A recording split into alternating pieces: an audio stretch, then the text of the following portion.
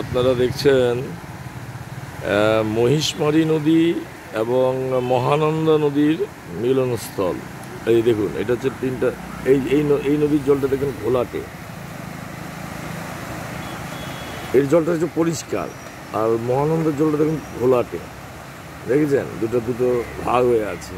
আর ওই যে মহানন্দা ব্রিজ, এটা হচ্ছে মহিষমারী নদী। এই নদীটার নাম হচ্ছে মহিষমারী নদী।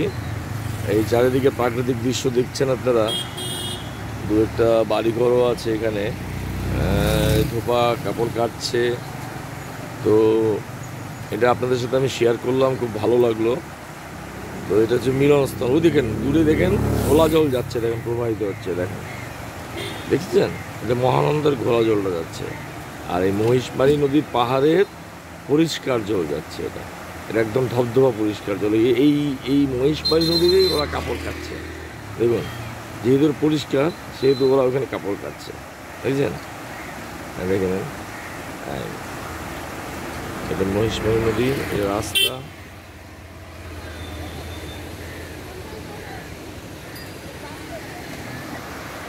জলটা দেখেন কত স্বচ্ছ জল, দেখেছেন জলটা কত স্বচ্ছ।